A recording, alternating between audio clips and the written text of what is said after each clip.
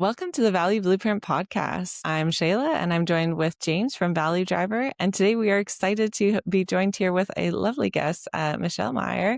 Michèle Meier Coaching, a leadership coach to explore how self-awareness becomes a catalyst for better leadership, stronger teams, and real organizational results. So together we'll unpack what self-awareness actually looks like in action and how leaders can move from blind spots to real breakthroughs. So welcome, Michèle. Thank you so Thank much. you. Thanks for having me. Very excited to be here. Thanks for joining us. Perhaps you can start by just telling us a little bit about yourself. Yeah, for sure. So, after somewhat 25 years of leading teams, I came to the conclusion that I still like to contribute, but like really focusing on the humans and the leaders. So, I've been now practicing as an executive coach for almost a year, and it has been a fabulous journey. So I am loving it. Wow, that's great. And kind of before we dive in, then, when you think of self awareness, what's kind of that very first thing that comes to mind for you? Well, it is absolutely fundamental. I mean, research shows that self awareness is probably one of the, if not the most important leadership capability. And knowing that, or strongly believing in my case, that there is, nothing has greater impact on a team's experience and performance than the behaviors of its leaders. It is absolutely important for them to be aware of their behavior. And self awareness helps us, to take a step back, broaden perspectives, and just reconnect with what really matters. And then, your leadership gains in clarity and wisdom. And really, it allows you to be at your best and not just when in good times, probably even more so when under stress or pressure. That's a great answer. Thank you. Yes. And Michelle, I'm going to pull that on that thread a little bit. And thanks so much for joining us on the podcast here. So, based on your experiences, what are maybe some examples that made you first realize that self awareness was a missing link in leadership growth? Well, actually, it was my own very first experience as a coachee, and unfortunately, um, as a leader, you get coaching fairly late in life, fairly late in a career. And for me, it was an eye opener. My coach worked with me on identifying my strength, my inherent strength, and this literally changed my life. It helped me gain confidence and strengthen my leadership posture, and be really assertive about my contribution and what I can bring to the company. And it was it was a starting point of a much more intentional leadership approach for me. Nice. And on the other side of that, you mentioned that you leaned in on your strengths. Is there ever an opportunity where people can identify their weaknesses, have that self awareness, and say, oh, maybe there's some patterns or shifts I have to make to maybe either address that, stay away from that, or maybe leverage that in some way to add benefit to the team or their organization? Oh, absolutely. And there is great tools, and maybe we can talk about them a little later. Absolutely, it's very important. So, when I did that with my coach, we identified the strength, but there is always a blind spot going with each strength. And one of the tools I'm working with, which is the leadership growth profile, is excellent for that, because essentially it tells you what are your productive behaviors towards performance and what are the ones that are not so productive. And it really puts in light what you can work on, and then gives you immediate antidotes to some of those behaviors. So yeah, absolutely, very, very important to look at both sides, because on one hand you can really um try to limit your behaviors that are not productive, but on the other hand you could actually cultivate and maximize Mm. outcome through focusing on your strength. So you mentioned leadership growth profile. There are a lot of tools out there. Is there anything you mentioned some key attributes of it, but there anything else specifically or that drew you to this particular methodology? Well, first, I mean, I like to work with assessment tools because they give us a great foundation for leadership growth and development. And this one, the leadership growth profile that I came across, and actually I got certified in it because I thought it was such a powerful tool. It's a 360 tool, a 360 assessment. So where a leader really gets the input from both their peers, employees, and supervisors, if there is one, or a boss. And it's the first one that I've come across that actually links your behaviors, your profile, to the performance of the company. The performance, there's three, they call it the triple goal: great performance, great learning, and great employee engagement. And I've never seen one that actually directly connects the dots between the two. And it's so, and for me, coming from the corporate business background, this is so important. Oh, this is excellent insight. Mm-hmm. Yeah, no, that's great. And I love that piece of too, like the focus on kind of self-awareness as well. And maybe if we dive back into that a little bit, I feel like a lot of leaders would say that they're self-aware but what does true self-awareness actually look like in behavior for you? Yeah, great question. Well, essentially, it's actually, well, it sounds simple. It's not simple. It's not simple to actually then do it, but there's sort of three important steps. It's see it, own it, and then regulate it. So essentially, Mm, seeing it, like assessment tools like the LGP work profile, so they give you a chance to have a better view. Obviously, you can do it also just through feedback seeking, for example. You could ask your people, how do I this? These are very sophisticated tools that rely on decades of data. So it's really very powerful. So it's seeing it, and then the important part was owning it, right? So not being defensive about it, being vulnerable about it, like really just take it as a gift. They always say a 360 is a gift, right? Because some people might say, "Oh my gosh, I have all these behaviors," but it's actually a gift to say, "Hey, okay, here's how can I develop." And also, on the other hand, here are all the great things that are productive towards performance that I can really, cultivate. So it's seeing it, owning it, and then very important, regulating it. And we can talk about that a little later, but otherwise it's like seeing and own and, sort of accepting the fact that you have a flat tire. But if you don't know how to inflate the tire again, you're not going to go anywhere.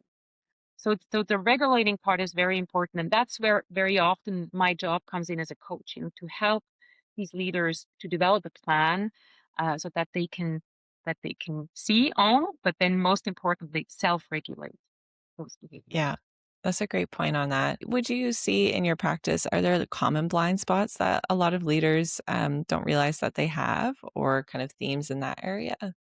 Yeah, absolutely. And the reason why they don't see it is because those are habitual stress-based behaviors, right? That usually Mm, operate unconsciously. They come from our brain that is still wired for when we were in the bushes and the jungle and had to fight against lions, right? Like, so it's mm, we still have this. So and these behaviors, those blind spot, closely resemble our biological response, like fight, flight, and freeze. yeah. So, and they all are based around, the need for approval, control, and security. So when you look, for example, when you think about approval, we all want to belong, we all want to be seen and appreciated and valued. But this becomes a blind spot when we make our self-worth, dependent on approval of others. Or for example, on control, too much wanting control and doing excellent work and, making everything perfect becomes a blind spot when we lose flexibility, when we lose the perspective of others, then we become forceful or dominant or critical. And the same for security, of course, security is a good thing, right? We want to be safe and secure. But again, it becomes a blind spot when we sort of lose touch with, what is the real need of a situation. And then suddenly, we can become very conservative or defensive or indecisive. So Mm. these these are sort of the common human blind spots that are just triggered by our brain. And that's why the seeing and owning part is so important, so that we can identify them. Okay, here comes the defensive thing. What's my antidote again to work against it, right? Or with it. Yeah. Um, and that's why identifying them is so essential for leadership growth. No, it's very clear. And I would say, I'll put myself out there. You've already explained in such greater detail what I would assume leadership coaches might go through with executives. And so I'm going to ask for other people out there, what are some misconceptions that you get when people first come to you, or things that you hear when you dive through at a deeper level, the things that you do go through with these leaders? Yeah, yeah, that's a really good question. I think once they come to me, they've already overcome some of those barriers. Right. I think we have made great progress. For sure, there is still some sort of belief that, self-awareness is sort of the soft side of leadership, that this is not really, yeah, it's a nice to do. It's to be a good person, to be a mindful leader and all these things. But what it is really important is performance and financial stability and all these things. So, but I think as we see a shift in leadership in many organizations, as we see practices such as mindfulness, for example, becoming more and more mainstream, I don't know about you. I mean, I'm listening to a lot of podcasts with amazing leaders, and I'm just so impressed to see how all these great leaders, I mean, these CEOs of big, huge companies, they use mindfulness practices every day to really stay centered and grounded and get just the best leadership they can develop. So I think the notion of vulnerability is also changing. Even when I started in my early career, this was like perceived to be a weakness. But today we realize that it's actually a strength. And so all of this shows that I think we make progress, and it's excellent news for our organizations because it is the first step towards sustainable performance. And the word sustainable is really important here. Yeah. Wow. Yeah, and Michelle, you mentioned so many great things and unearthed it, and Shayla's thoughts on this, bringing this forward about where leaders are when they show up to you. A lot of the work that Shayla and I do, um, it leads to succession in companies. So succession planning is a core element of our practice, but the work we do at Value Driver, getting companies prepared as they, grow or optimize themselves. One of the things we ask our leaders as we go through succession is, are you a business owner or do you own a business? And it's really quite revealing, right? To see how they show up in that. I just like to ask you, from a perspective of where the organization's going and developing people, what happens when leaders aren't aware of how they show up and they have kind of this heroic view of themselves and you can't really replicate that? And they've earned this right? Their name's on the door or they started a company. But what happens in an organization when leaders aren't aware of this and maybe aren't aware of that they can't replicate themselves? And what does it do for the future of the business? Yeah. The short answer is self-sabotage, right? Mm. um, Right. as I mentioned a little earlier, not being aware of blind spots over time become just overused defenses. And then, it limits your effectiveness and actually it undermines what you value the most, like performance and employee engagement. So that's why I say self-sabotage is a strong word, but it actually really is. And on the other hand, maybe just before I go there, it's these behaviors may create short-term results and sometimes great short-term results, but they undermine long-term growth. It's just not possible, right? And then on the other hand, not being aware of your strength as a leader, prevents you from cultivating behaviors that foster trust and accountability and learning. And so it's really, again, it's a lost opportunity to maximize your outcomes as a company. Right. And a lot of times we work with leaders who are systematic in their approach. And I really like this leadership growth profile, providing a systematic approach to providing maybe a barometer for this. Would you agree that that's a way of getting out ahead of it and being proactive, in addition to, of course, seeking the services and the expertise of a coach and making that shift from being proactive in your leadership to reactive? Is that a fair assessment? Oh, absolutely. Again, knowing what I said at the very beginning, or strongly believing that, your behaviors directly have an impact on your outcomes is so important. So, for example, in a succession planning, or, I know you guys also do a lot of strategic planning, you look at so many aspects of a company, the competition, your products, your market, what have you, and we're the experts in this, right? But what we forget to look sometimes at who are the people, who are the leaders who actually make it happen.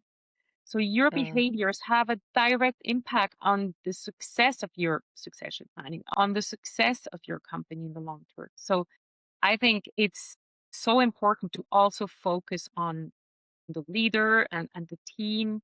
What do we have together? What do we need to develop? And what can we cultivate so that we just maximize our outcomes? Because all these things are very costly in terms of resources, and time and money and effort. So you want to maximize that. And by doing that, I think you can actually really do that. Yeah, absolutely. Maybe And I can add go one ahead. thing, James, is that from research, we know that 50% of a leader's performance is derived by intelligence, experience, and knowledge. But the other 50% is behavior. So knowing that, I think we would be foolish not to focus on it. For sure. And I think it's a real mature approach and understanding what those hidden costs can cause in the organization. And, as we make the shift towards reactive to proactive and maybe a more mature and progressive way of looking at the leadership and the leader looking at in the mirror, perhaps you could share with us a situation, of course, anonymously, where low self-awareness really hurt an organization and maybe created friction, misalignment, or some breakdown. And we don't need to know specifics of the organization, but maybe just some key triggering points or inflection points that to look out for leaders out there who are listening that may think, if I'm not aware of this may happen in my organization or could be happening already.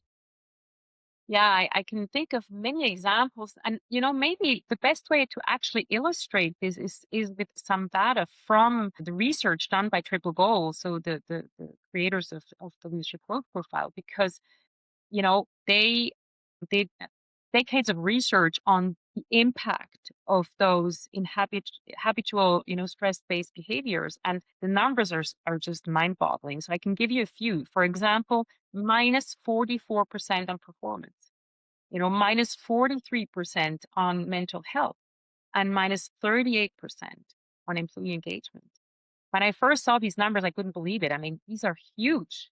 And when you look on the other side, the productive behaviors, they have the same type of numbers, but with a plus, not a minus. So knowing that, I think, again, it speaks for itself. Excellent. What would Thank you you. say then, as you kind of go through this, building the real self-awareness with these leaders, what's that first noticeable shift that you see when working with them? Hmm, that's such a great question. I would say they're more grounded, And one thing that we notice is very interesting. I would call it a pause. Okay, so it's like the leader slows down. So instead of being driven, by this automatic response, let's say you're in a meeting and, it gets a bit of a heated discussion going. And so, someone who hasn't done that work would just go defensive or controlling or shut down the conversation. And a leader who is self-aware, has done the work, on seeing, owning, and regulating it, becomes more intentional. And you see some more curiosity, better listening, and the person is just more calm and collected. So it's that's why I'm saying there is a pause between what happens and the leader's reaction, right? Yeah. Tell me more about this. Interesting, right? Instead of no, no, no, no, no, it's this person's fault and blah blah blah blah. So, and again, we don't want to we don't want to be we don't want to blame the leaders who do that. It's our natural fast brain response, right? That's the way we're naturally wired. So let's not be too harsh on ourselves. We all have those behaviors. Myself, I have behaviors like that. Everybody has. Mhm. But if we learn and train, it's like training a muscle, right? If we learn Mhm. how to recognize it, oh, here it comes, and then try to regulate it, that's where we become a more grounded person. I love the way you so eloquently put that. I feel like you describing that pause, I can think of situations where I've been in where I've seen leaders react that way and how much more powerful and how much more impactful that is within a setting versus like you said, that kind of reactive response that we all have in our gut to want to, say aloud. And what a great way to, be able to do that so impactful. Would you Yeah. say how that individual growth translates into team behavior or organizational change? How have you seen those little moments become really big trickle down effect? Hmm. Yeah, absolutely. I mean, you see a much more connected, aligned, and I would say human space, right? So, Hmm. and in the end, better results, better learning, and happier people. It's it's calmer, right? Like it's just like it's grounded and it's very aligned. I find that's the difference I see. And you know what is so powerful with if there is a pause followed by actually some type of response that includes vulnerability. I mean, I've seen moments like this where it has just been absolutely powerful. You know, a leader who gets, for example, an aggressive response from someone in a meeting and just like pauses and says, thank you so much for that feedback. You know what? You're right. We could have done this better. Whoa, Yeah. that's amazing, right? Right away, you have everybody listens to that person and you get the respect. It's not a weakness. It's not saying, okay, he's saying he's not doing good job. That's not what it is. And then he just is so open for feedback and then the whole team can learn together. I mean, I'm, I remain inspired by what's possible when you actually go down that route. Sorry, it is very, very Yeah. Wow. Yeah, no, that's a great example of how that, and I feel like I've been fortunate enough to sit in those moments when, like you said, one person shows a bit of vulnerability. It's amazing how much more authentic the conversation become and how much more meaningful too. impactful. Michelle, if a leader is listening today to the podcast and is wondering, I want to grow in this area, but where do I start? Who do I talk to? What's the next step? Where do they actually start, and what's the next step here? Yeah, that's a good question. Also, you guys have great questions. Um, well, I guess the spectrum is very large, right? But what I always say, like with any habit, make it a priority. That's the first thing. Because if you don't make it a priority, whether you use a very sophisticated assessment tool or simply, you know, just some journaling, you need to make it a priority. And what I always say, put in your agenda some me moments, like moments for reflection in your calendar. So it's actually a meeting with yourself. And then you have tools like just journaling, is an great effective self-awareness tool. Just think, for example, okay, that meeting, how did it go? You know, how did I react? What could I have done differently or things like that. So just like observing.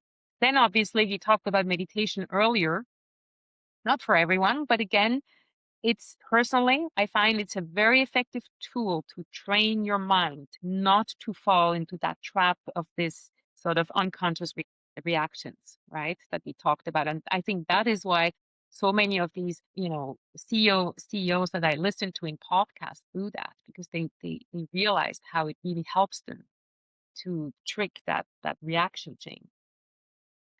Reading, obviously, like there's great books. Um, One that brought me to all this work was The Mindful Leader by Michael Bunting, who is the founder of Google. Very interesting book. And again, lots and lots of data on how leaders who embraced mindfulness really changed the performance of the company. And then, we talked about assessment tools. There are some great ones out there. I really like them. And then ultimately, all the way, if you can, it's great then to not just do the assessment, actually work with the coach because I don't want to preach from my practice, but from my own leadership um, journey, and I think that coaching is probably one of the most powerful catalysts for transformation. So Mm. one that fosters meaning and performance and fulfillment. And coaching gives you a space to step back. And as a leader who is always on the go, right? Always on the pressure, it's a time where you don't have to perform. You're not evaluated. It's just you time. And it's someone who the coach, walks you through and brings you to your own answers. And from what I have seen and experienced myself, it's a great experience, and it really helps you get further. But if this is not for you, you can just simply do it on your own, and just at least start taking time with yourself. No, I love the fact that you have this balance of self-directed learning, and which is Mhm. self-awareness, but also it's self-awareness to understand that there are people that hold space. As you mentioned, a coach that does that and provide this. We hear the concept of psychological safety. It's not a buzzword; it's real. And providing that space that a coach will deliver in order to do that. When you're in that space, Michelle, with your clients, what's a question you encourage leaders to ask themselves regularly? Like, is there a bedrock question you have that you ask of leaders when you're in your sessions? Yeah, the one that I like, and actually, it's not just in coaching sessions. I think that's a question that you can ask yourself probably 10 times a day, is like, what worked well and what could I have done even better? I'm curious, Michelle, too. So, we've talked a lot about the individual leader. How can you help a team move from that individual awareness to a shared awareness? Hmm, that's interesting. Well, you need a safe space, right? First and foremost, you need to create a safe space where people can show up with their vulnerability. And it's also a space where you can challenge status quo, where, there's a lot of listening without defensiveness, and where we hold each other accountable, right? But again, to do that, like, you really need a safe space to do that. But when it's there, it's becoming very, very powerful. That's a great way to take away. And as we kind of conclude this episode, if you could leave leaders with one mindset shift that would change how they lead tomorrow, what would that be? It's really behaviors drive outcomes. Never forget that. 50% of your performance. Wow. It's very impactful. And I'm sure a lot of listeners, after hearing today's episode, are curious to connect with you. What's the best way that they can do that? LinkedIn, through my website. We'll make sure Michelle's website is linked in the description of this episode so you can find her. And yeah, if today's conversation is a reminder that leadership doesn't start with strategy or execution, it starts with awareness. When leaders understand how they show up, they create space for better decisions, stronger relationships, and more sustainable performance. So, thank you so much, Michelle, for sharing your insight and experience. Thank you to those who were listening. And, if today's episode sparked a new perspective, take one idea with you, put it into practice, and share this episode with another business leader you think could benefit from that messaging as well. So, until next time, thank you so much for listening.